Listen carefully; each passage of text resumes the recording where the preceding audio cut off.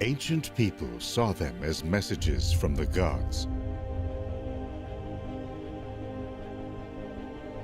as supernatural winds that blew from the realm of spirits.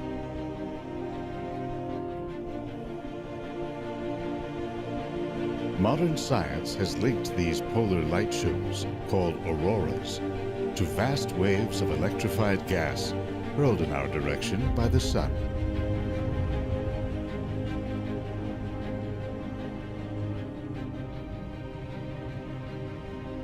Today, researchers from a whole new generation see this dynamic substance, plasma, as an energy source that may one day fuel humanity's expansion into space.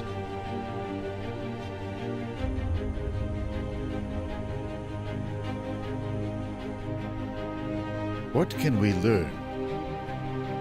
And how far can we go? By tapping into the strange and elusive fourth state of matter.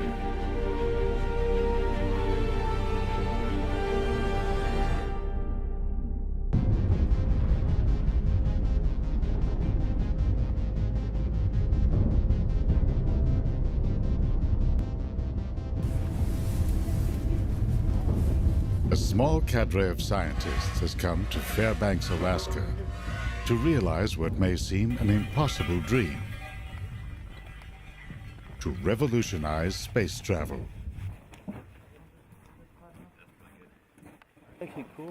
Dr. Ben Longmire and his team from the University of Michigan have designed a whole new type of rocket engine that promises a faster and more efficient way to get around in space. They are here to test components of this rocket by sending them aboard helium balloons to an altitude of 30 kilometers into the harsh environment of space. Above the North and South poles, conditions are about as harsh as you can get.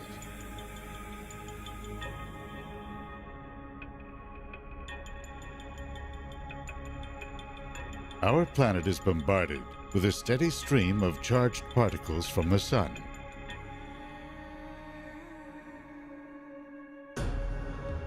Earth's magnetic field accelerates and channels them, turning the night into a spectacle of color.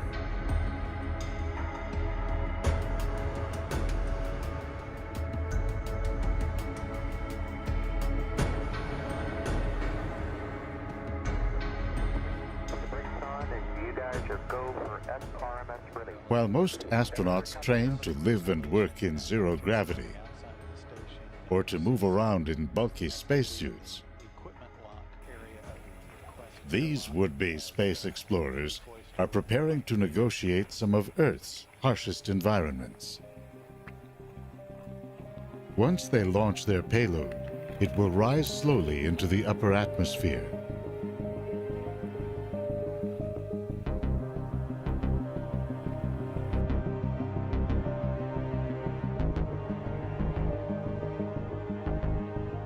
After drifting through the night, above 99% of Earth's atmosphere, the payload will detach from the balloon and parachute down to the ground.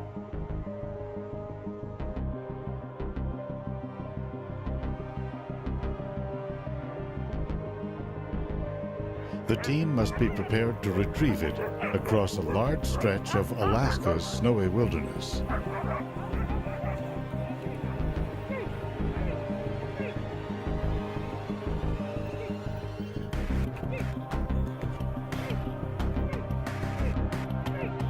To understand the revolutionary nature of the idea they are pursuing, we go back to the dawn of rocketry.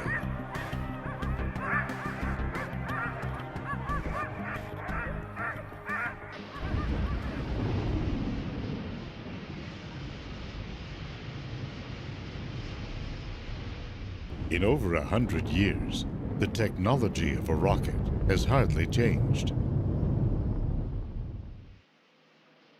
Fill a cylinder with volatile chemicals. Contact! Yes, contact! Then ignite them in a controlled explosion. The force of the blast is what pushes the rocket up.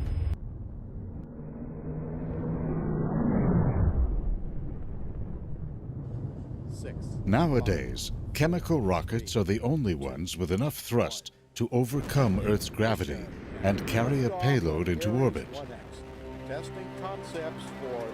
But they're not very efficient. The heavier the payload, the more fuel a rocket needs to lift it into space. But the more fuel a rocket carries, the more fuel it needs. One of the fabled Saturn V rockets of the Apollo era, for example, weighed in at 177,000 kilograms. Filled up with fuel, it weighed almost 16 times that.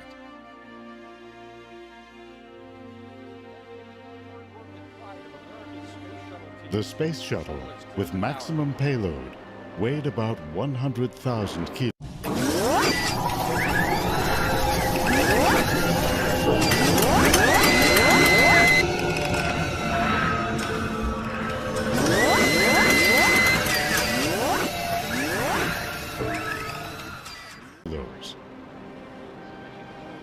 Add tanks and fuel, and it lifted off at 2 million kilograms.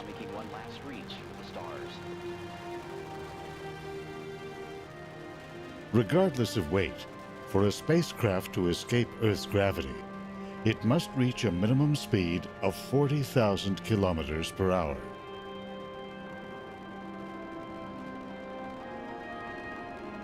The energy needed to do that meant there wasn't enough fuel for a sustained acceleration to more distant planetary shores.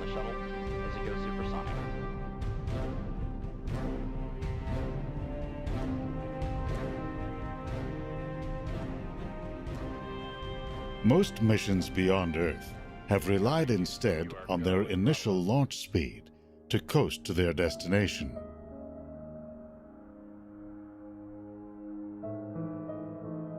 The twin spacecraft of Voyager, for example, did not have enough speed to reach their current positions at the edge of the solar system.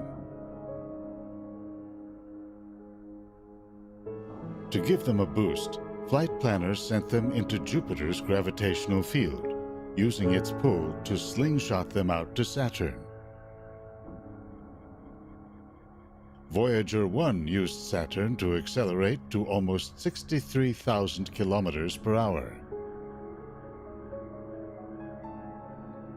Voyager 2 got further assists from Saturn and Uranus. Ben's rockets promise far greater gas mileage than traditional chemical rockets, but with enough power to reach distant targets more quickly. The idea is that once in space, his rockets use electricity to create a weak force, which over time can accelerate them to very high speeds. They run on the same fuel that nature uses literally to power the cosmos.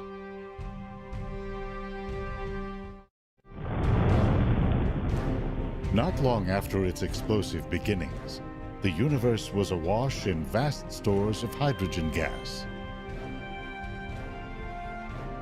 But even as the universe continued to expand, gravity drew clumps of matter into ever denser concentrations. The earliest stars took shape, immense balls of hydrogen gas hundreds of times the mass of our Sun. As they contracted inward, they heated up and ignited. Intense radiation now began to flow through the voids. That had the effect, all through the universe, of stripping electrons away from the primordial gas. The universe became filled not with solids, liquid or gas, but with a fourth state of matter, plasma. On our planet, plasma occurs only in rare circumstances. In a hot flame, a bolt of lightning, or in a blown electrical transformer.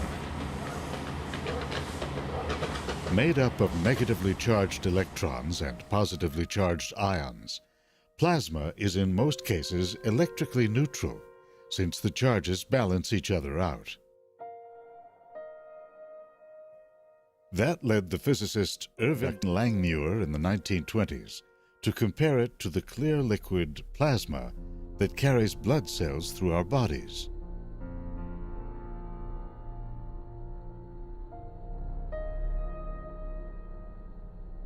The development of radio led to the discovery, high above the Earth, of a natural plasma ceiling, the ionosphere.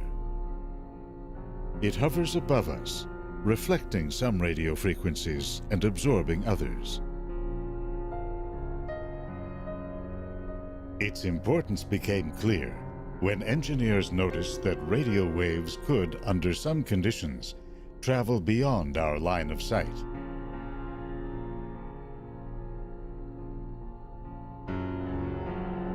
They discovered that signals could be bounced deliberately off this conducting layer in what's called skywave propagation.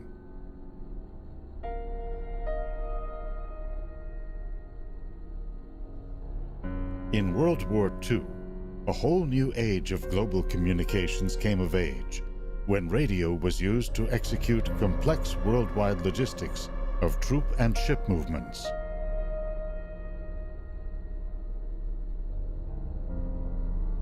The presence of the ionosphere is due to a steady stream of charged particles, or plasma, that comes from the sun.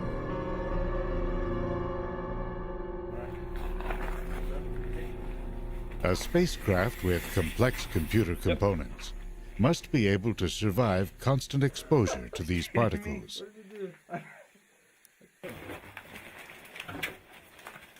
As part of their design process, Ben and his team want to test some of the specialized components of their rockets in the plasma-filled environment of our upper atmosphere.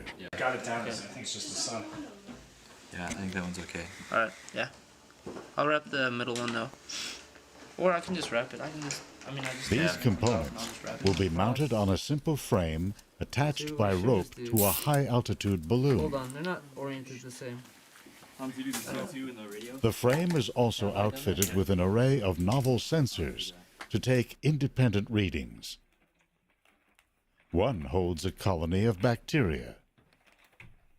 The idea is that the bacteria itself can detect radiation. So it mutates in a certain way or in a very known way that when you send it into an environment with a lot of cosmic rays and a lot of perhaps X-rays from the aurora itself, it mutates, and so we'll detect sort of the level of radiation that it's exposed to by looking at these mutations after we recover the bacteria from flying it to the edge of space in these balloon capsules. Jordan, you got the camera, or wait a second. Another is a series of tiny GoPro cameras converted to record the intensity of infrared and ultraviolet light, normally hidden from the human eye. We want it to kind of puff up so we know it's replaced all the air. The team uses argon gas to insulate instruments against the cold, with chemical packets added for warmth. So this test, we're doing normal video, version 70 firmware. They stabilize the frame with tiny gyroscopes and outfit it with GPS devices for tracking.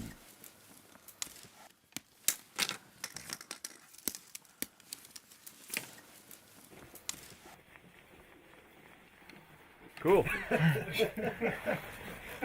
This team is doing much more than just designing instruments to survive a rain of charged particles. Their goal is to design spacecraft that actually harness the explosive properties of plasma.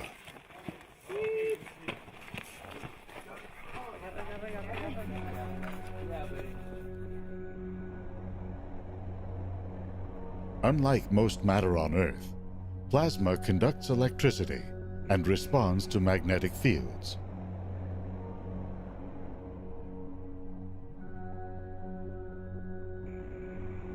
In space, these properties influence the formation of structures like galaxies and nebulae. And they play a role in some of the most violent processes in the universe, such as the formation of a black hole.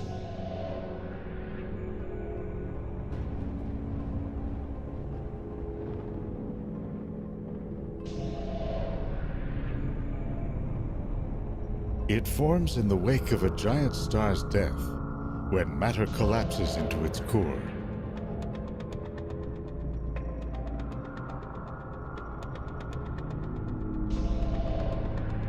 It swirls in along what's known as an accretion disk. Magnetic fields take shape on the disk, rising and twisting around the polar regions.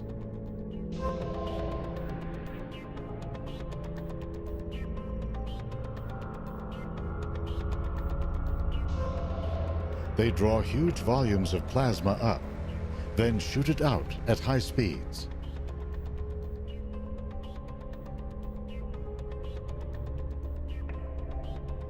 These plasma jets can extend far beyond the largest black holes. You can see them blasting continuously from the centers of galaxies, reaching thousands of light years into space.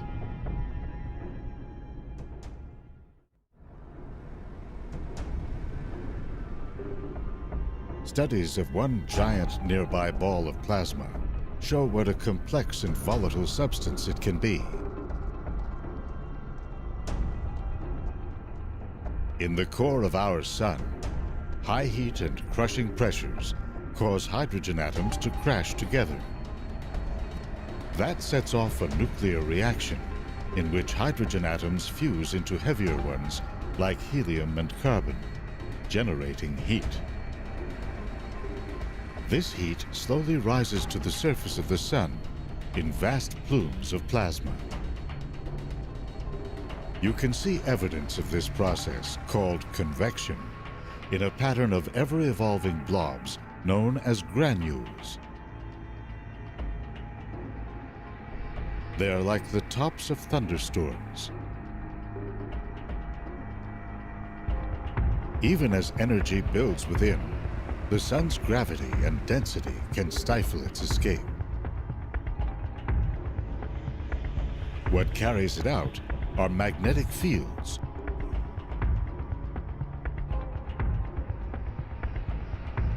They twist and wrap around, channeling energy to the surface. The fields can power immense loops of hot gas, about 60,000 degrees Celsius, then rise up from the solar surface and fall back.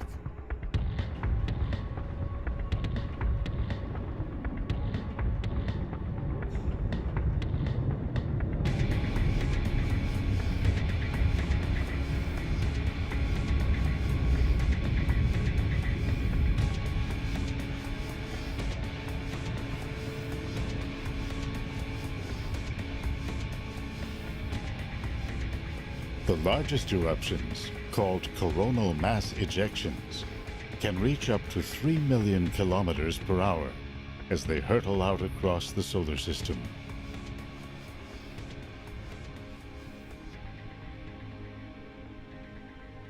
They can literally slam into Earth's own magnetic field.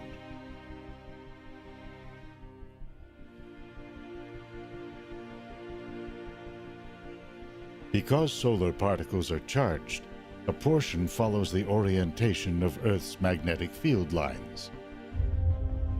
Finding an opening at the poles, they race down into the atmosphere.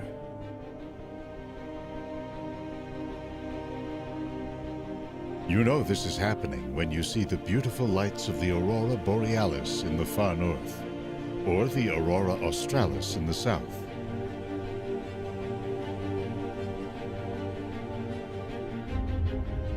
They appear when charged solar particles collide with oxygen molecules in the upper atmosphere, causing them to glow blue, red, and green depending on altitude.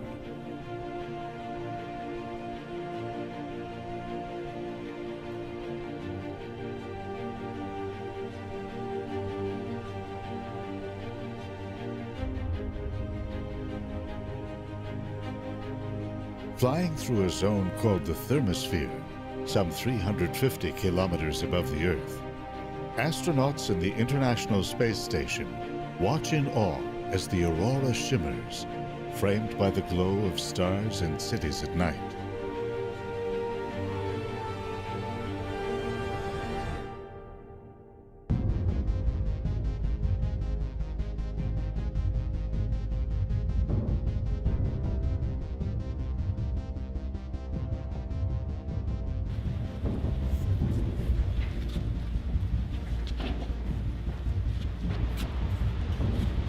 Back in Michigan, Ben and his team have set up a lab to pioneer a whole new generation of plasma rocket engines.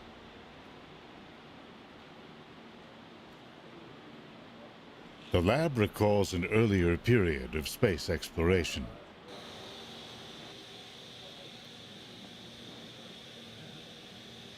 It features a giant vacuum chamber built in the 1960s in hopes of winning a contract to test Apollo moon rovers. As part of all the facility upgrades that Roland has done for the X3, some of these should be able to... The chamber has given this small university team the ability to accelerate their research into the physics of plasma and rocket engine design. The tubing for the gas lines don't affect the thrust measurement. So by having these extraordinarily flexible wires, these wires... They are actually part of a larger community of plasma rocket scientists within NASA and within private companies like Ad Astra of Houston, Texas.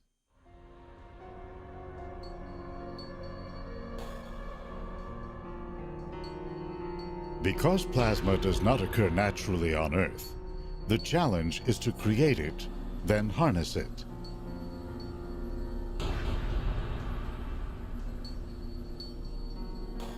The teams inject a gas, commonly argon, into a chamber.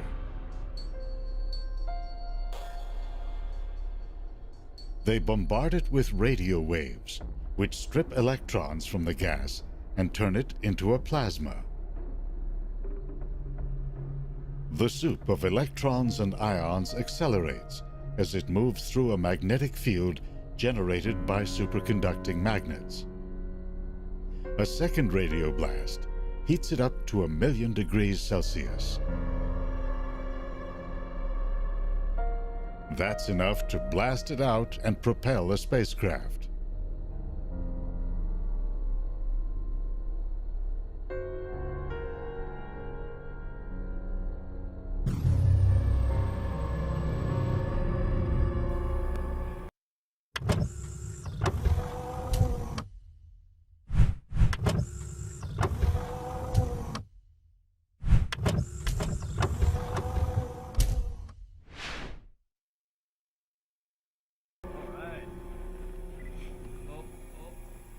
The idea of using plasma to power rockets is not a new one. Over here? Yeah. Okay. 3, 2, 1. Go! No spin, look at that. The Polish physicist Stanislaw Ulam is said to have been inspired by atom bomb tests in the 1940s. He speculated that waves of plasma from small nuclear detonations could propel a spacecraft to extreme speeds.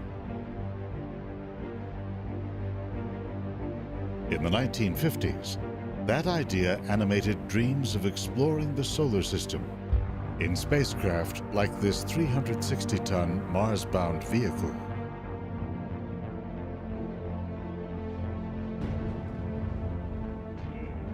The idea gained funding in the Orion project, with the idea of driving a spacecraft with nuclear pulses and landing on Mars in only a month.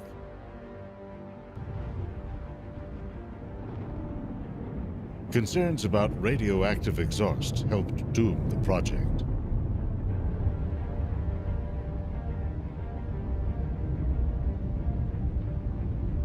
Plasma rockets, energized by nuclear reactions, were revived in the Daedalus and Nerva projects of the 1960s. And again at the beginning of this century, as part of a proposed journey to Jupiter's moon Europa. Rising costs killed that mission.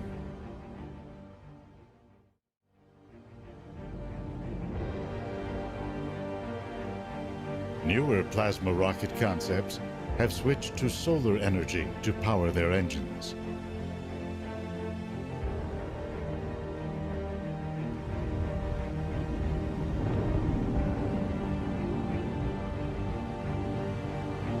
Among the most ambitious, the Dawn mission was sent into orbit aboard a Delta II rocket in the year 2007.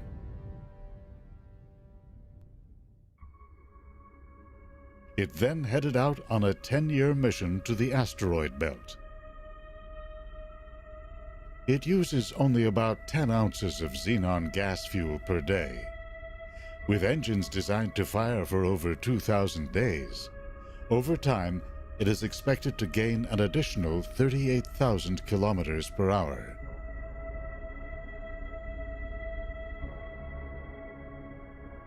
After a gravity assist from Mars, Dawn arrived at the asteroid Vesta in 2011.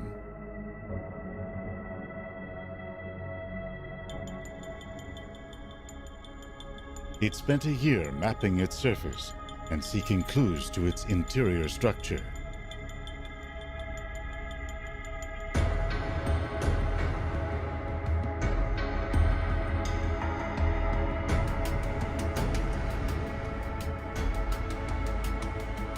Now headed for Ceres, a dwarf planet located within the asteroid belt, Dawn will be the first probe ever to visit.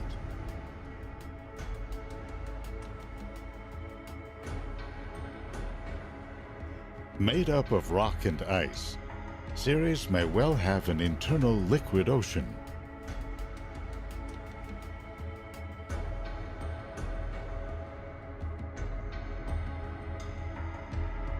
It takes us back to the formation of the solar system, when objects like this grew and developed into planets.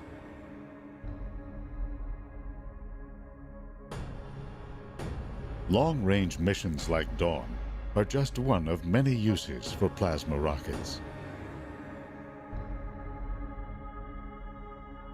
So NASA launches spacecraft with ion engines and Hall thrusters on board.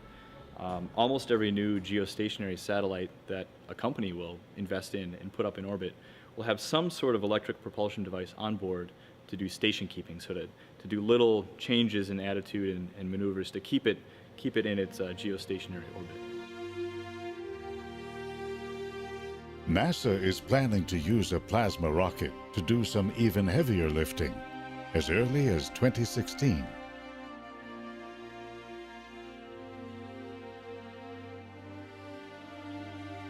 Flying at an altitude of 350 kilometers, the International Space Station whips around the Earth every 1.5 hours.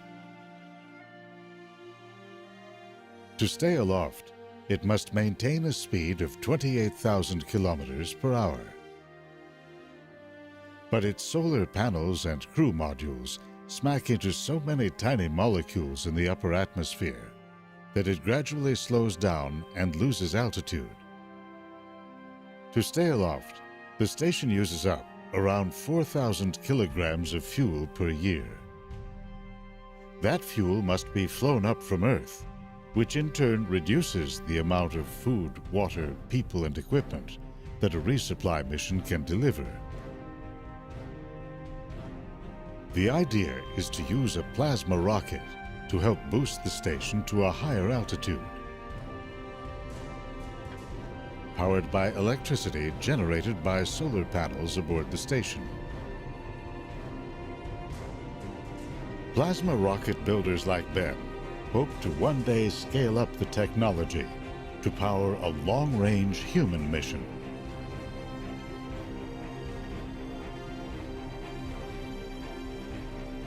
After weeks spent accelerating in Earth orbit, the rocket would make a break for Mars. Cutting flight time from a year to several months would lower costs and crew hazards.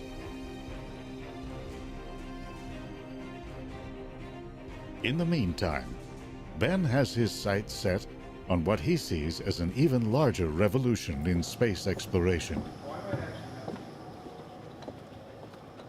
Using plasma rockets to power a fleet of miniature spacecraft.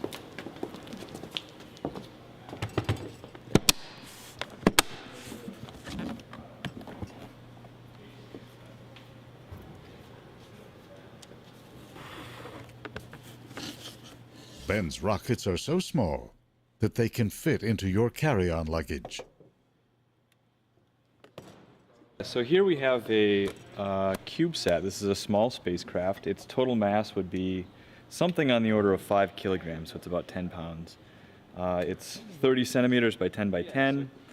This is considered a 3U spacecraft, so 3 units of 10 by 10 by 10. And we'd like to send this small spacecraft up with one of our new propulsion elements in it. This is a rapid prototyped propellant tank. So we would use this tank to store our propellant. Initially, we have an idea to use a very simple propellant. The NASA craft Dawn uses the inert gas xenon as fuel. Ben's team has turned to another type of fuel that's more compact, can store more energy, and is less volatile. Distilled water.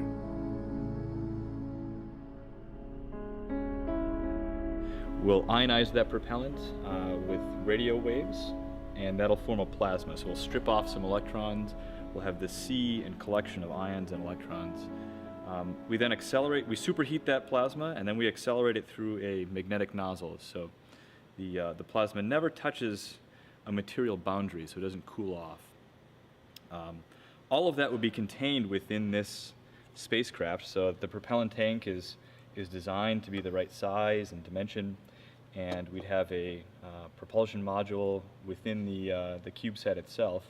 This is an early prototype circuit board, just this component that would sit inside of the CubeSat, and it would take the DC power from some sort of solar panel on the surface, change that DC power into our radio waves that we need to ionize the propellant into a plasma.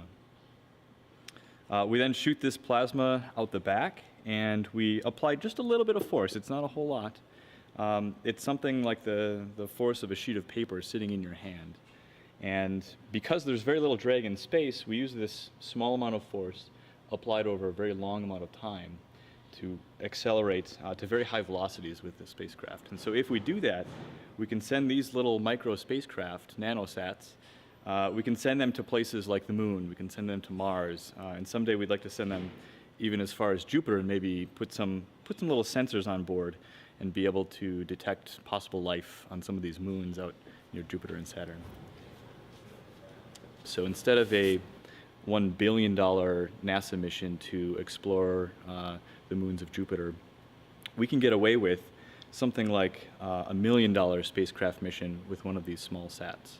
And so that's the real advantage, being able to have a very low barrier to entry financially and technologically to make some of these innovations really quickly, go fly them, go fly often, and make these discoveries.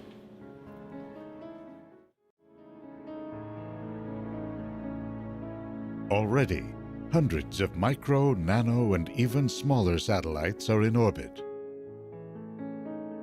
They get into space by piggybacking on commercial or government launch vehicles.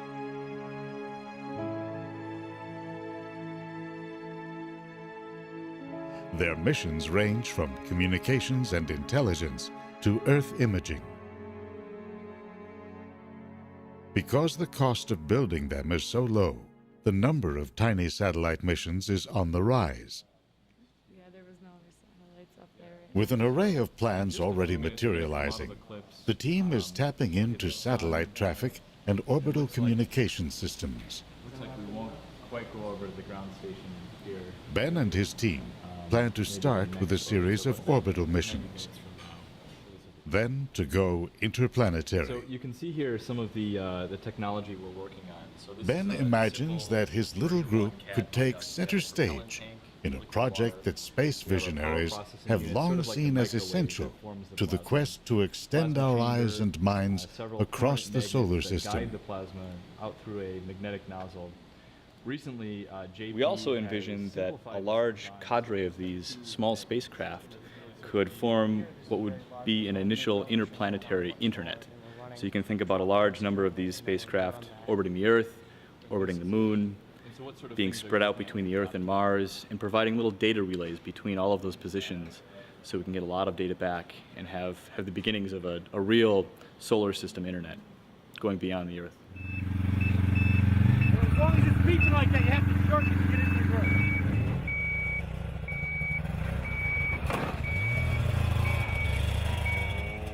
Back in Alaska, their latest payload has flown all night at an altitude of over 100,000 feet.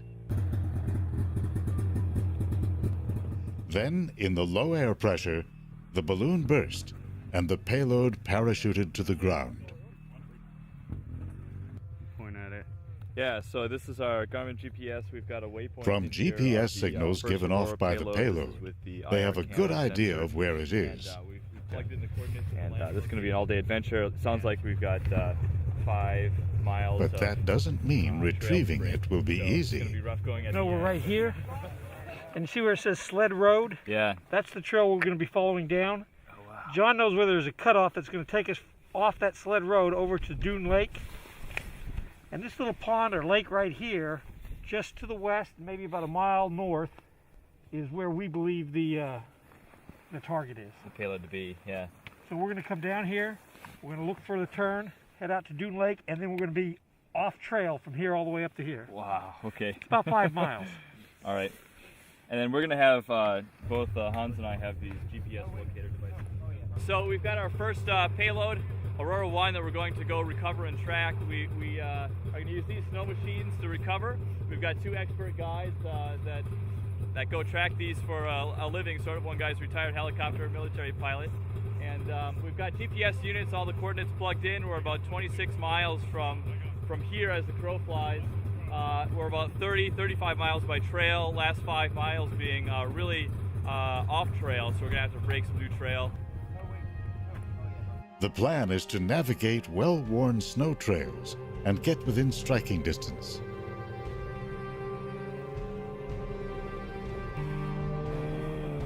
But if the payload has landed away from the trails, they'll have to brave wilderness landscapes and deep snows.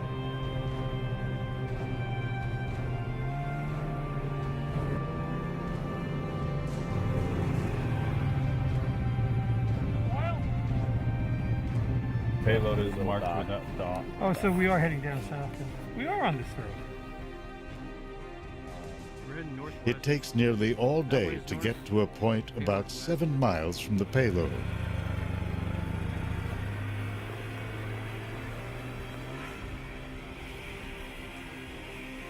Team members set out across hills and ravines.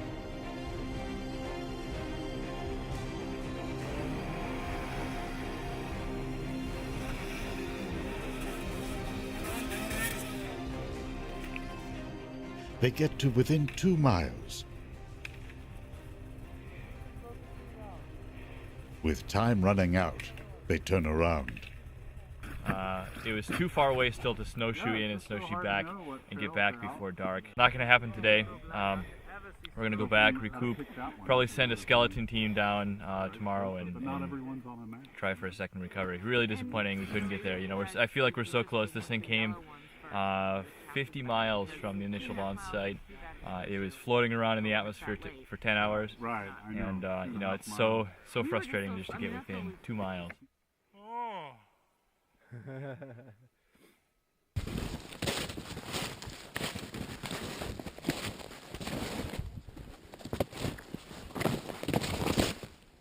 The next day, a long hike on snowshoes finally gets them to the payload.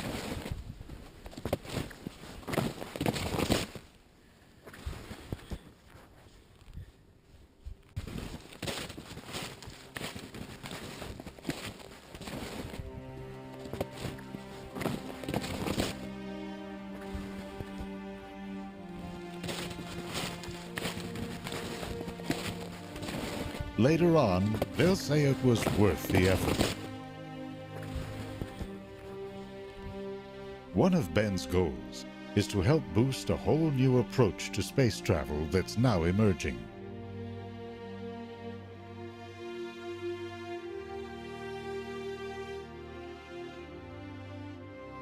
May 2012 marked a major milestone in the rise of free enterprise in space. The SpaceX company successfully docked an unmanned space capsule with the International Space Station. It followed that up 6 months later with the first commercial resupply mission. And launch of the SpaceX Falcon 9 rocket as NASA turns to the private sector to resupply the International Space Station. That's just the beginning. NASA is looking to companies to supply orbital launch services and to be long-term partners in future manned missions beyond the moon. Hoping to make big bucks, companies are developing orbital habitats and space planes, laying the groundwork for missions geared to mining, exploration, and even tourism.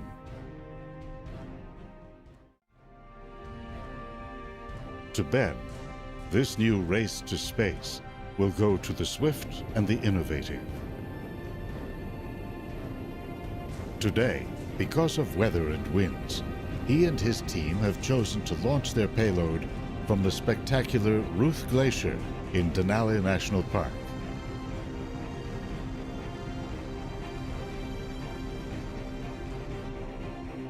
Amid the rugged terrain, this immense river of ice sweeps down into a perfect natural runway.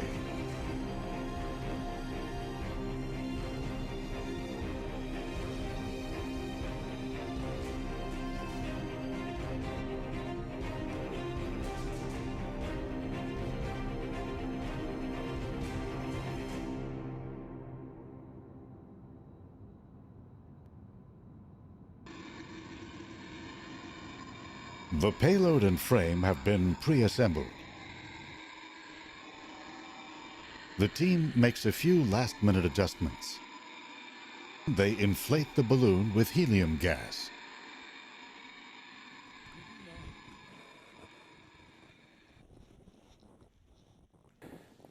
With dusk approaching, balloon and payload are ready.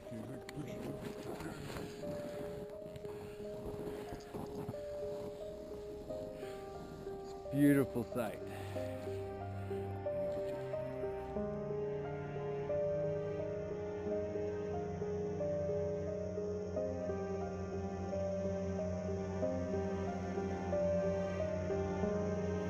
Got positive buoyancy. Both GPS devices are on and locked. Last camera check. Do a pan of the team.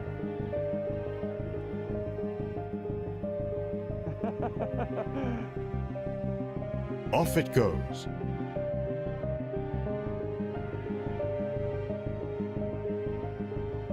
The balloon drifts up through the dense polar air.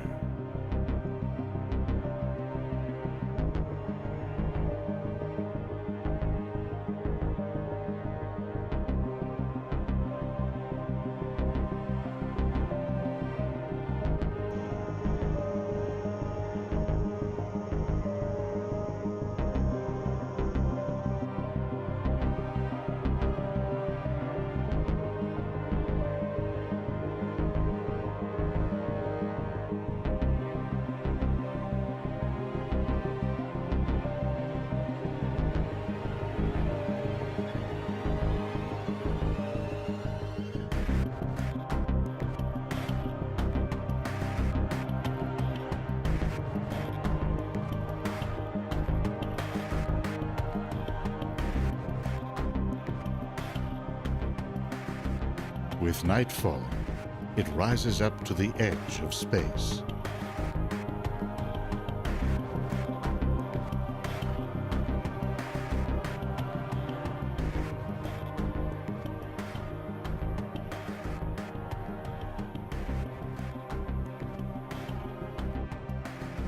Meanwhile, overhead, a solar storm is raging.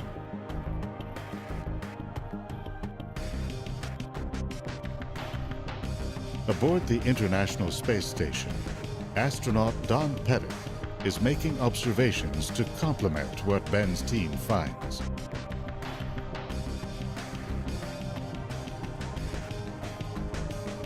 He passes over the Arctic several times during the balloon's flight.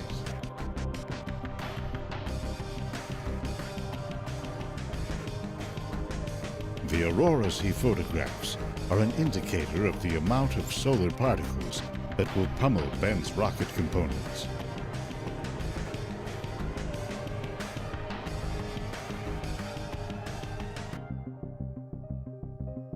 This is a time of high solar activity, approaching the peak of an 11-year cycle.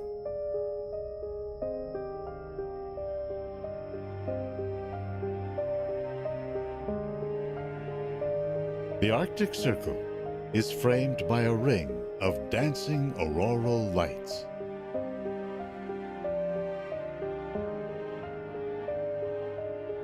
Curtains of green and red and blue drape our planet's graceful curve.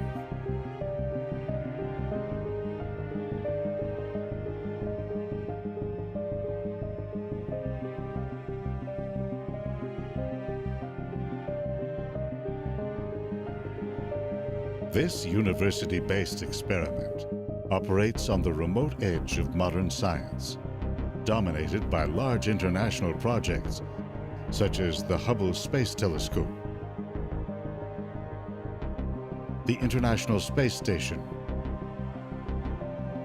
or the Large Hadron Collider.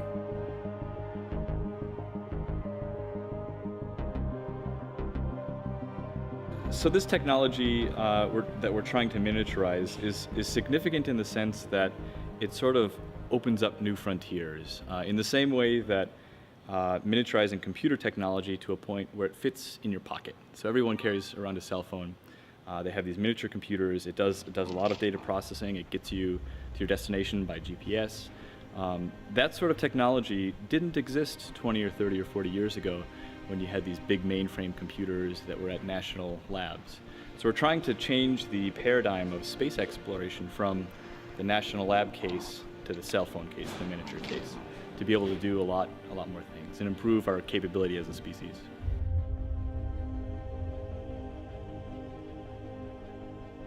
Working small, Ben's team believes they are onto something big.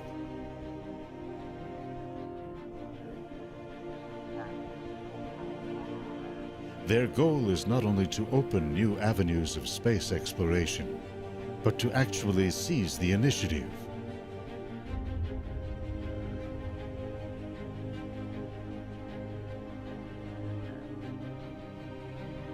It's a romantic idea of individuals challenging the odds and striking out to new frontiers. With technologies that are getting smaller and more powerful, the obstacles to private space exploration appear to be falling.